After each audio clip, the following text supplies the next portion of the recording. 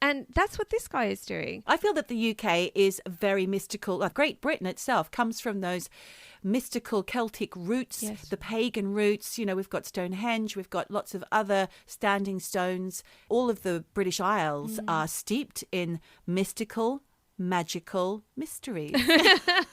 I agree. Or interests and fascinations, at least. Everybody's kind of got a little bit of an interest in a ley line here or a pagan ritual there, you know. I would agree. And I think that when I was looking into this guy, he's very interesting because not only is he the president of the Society for Psychical Research, he is also a professor of psychology at the University of Northampton. Well, isn't that interesting? Yes. A science and a neuroscience. What do you call it? Neuroscience is probably psychology. And what's the word I'm looking for when the word that we've used before for fake science? Pseudopsychology. Pseudoscience. Yeah, Pseudoscience. Well, So a pseudoscience and a neuroscience. And he's got an interest in both. Well, he does. And in fact, he runs a really popular module on parapsychology at the University of Northampton. People love that course. And he supervises doctoral students working on parapsychological dissertations. Excellent. He's also a former president of the Parapsychological Association. So he does know his stuff. Back in 2008, he was working on creating experiments to see if remote viewing was actually real. Oh, yes. I love this. Yes. Remote viewing. Basically, what I mean by remote viewing is it's ESP, basically. When you get a picture or information Telepathy. about events or people or places that you don't know about or that are unknown to you, but which these events are actually happening. So in your mind's eye, you can accurately see, hear, or feel what's going on somewhere without physically being there. So, you can see surroundings, you can hear people's conversations, you can feel what's going on in the environment, if you need a little cardigan or whatnot. What? Well, you've got a cardigan, you're all wrapped up there, you're all rugged up. And you're just sitting in your home. So, you're remotely viewing me right now. Well, that's through the magic of FaceTime. But anyway, I wish I could remote. Can you imagine if we could remote view our episodes? Yes. It is basically ESP, where you send your mind somewhere, but not your body. And I actually don't know why it's been rebranded as remote viewing. Maybe to give it more legitimacy or... It sounds a bit better, yeah. It doesn't sound so juju. But anyway, back in 2008... Dr. Chris Rowe, his doctor. I love him already. He was conducting these tests. Full disclosure here, this article that I took the information from is from the Daily Mail. Oh, okay.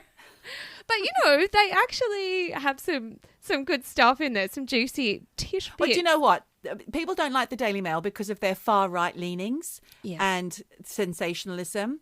But I will say... they did something amazing, and we talked about that in one other episode where they actually named some suspects who were responsible for Stephen Lawrence's murder when the police's hands were tied and couldn't do anything, and they were integral to that, making a case against the suspects.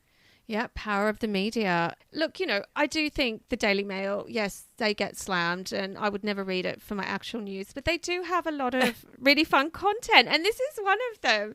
So they talk about Dr. Chris Rowe and this experiment he conducted where that was so weird. You just put your hands over your ears, and I'm about to say, he put a pair of fluffy earphones on a 20-year-old woman. Honestly, we're connected, Geordie. I felt it, Michelle. We're remotely connected. We are. But, and look, actually, I must say, I don't know that there's any significance in the fact that the headphones were fluffy. Yeah. But it's just a little extra touch I thought I'd keep in this story. So, fair enough. Along with, and I thought, put a pin in this, he then apparently sliced a ping pong ball in half. Well, that's not easy. No, that's really hard. He must have had a little mini handsaw or something. And then he taped each of these mini golf balls, cut in half, over this lady's eyes. Okay. So she couldn't see. A sensory isolation. Yes, but to me it just seemed all a bit theatrical. I don't know why he didn't just get one of those yoga masks and then put some gaffer tape or something over them. Then he switched on a red light that bathed the woman in an eerie glow. And then he left the lab room because I assume he's doing this at the University of Northampton. It's feeling very Stranger Things. A little bit. And pretty soon, there's a low hum in the lab. And the woman starts smiling. And she says she can sense a group of trees and a babbling brook. Which I love that. I love those two words together. I think it's really lovely. Brook. A babbling brook. This woman, so she's seeing this lovely stream full of boulders. And standing on one of those boulders is her mate, Jack. And he's waving at her and smiling. And she then starts describing the location in detail to Dr. Rowe. And you know what? Half a mile away. Oh, my God. Her friend Jack standing in that babbling brook on a boulder. So, yes, she has tapped into something. That's amazing. Yeah. Somehow in her mind's eye, she could see Jack on that boulder in real time, waving. So he was part of the experiment as well. Dr. Chris didn't tell either of them what was going on, but he had an assistant say to Jack, now just stand there and wave because it's timed. It's all timed and they know what time he's going to be setting her up in that room. So start waving now, Jack. Yes, I'm sorry that your arms are sore. Keep fucking waving, Jack, because this is very important.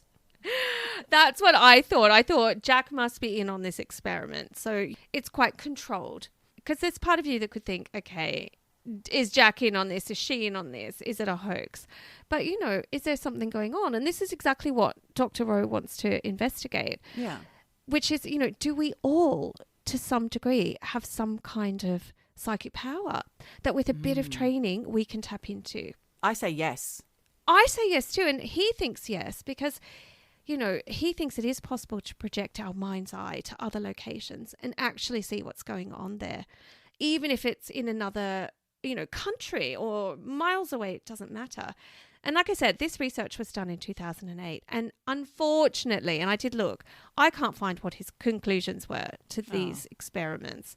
But when this article went out, his early findings did suggest that up to 85% of people might actually have this ability to remote view. Incredible. And he does believe that with a bit of training, we all can do it. So as you can imagine, this got people rather hot under the collar and excited about the idea of it. And there were quite a number of reputable scientists who were into what he was doing, including a guy called Professor Brian Josephson, who is a Nobel Prize winning physicist from Cambridge University, who says, and these are his words, "The experiments have been designed to rule out luck and chance. I consider the evidence for remote viewing to be pretty clear-cut." And that's pretty high praise coming from a Nobel Prize-winning physicist, I think. So when you've got people like this guy saying there's something to it, idea of remote viewing, well, Geordie, who else do you think might be interested in experiments like this? The government. Specifically? The American government. Military, absolutely. The military at that time was also taking note of what Dr. Rowe was doing. Were they now? Oh, yes. The UK Ministry of Defence took it quite seriously enough that they commissioned their own research into remote viewing. And look, the thing is, it's not just Dr. Rowe. The Ministry of Defence in the UK have had an interest in this since the 60s and 70s. PSYOPs and all that.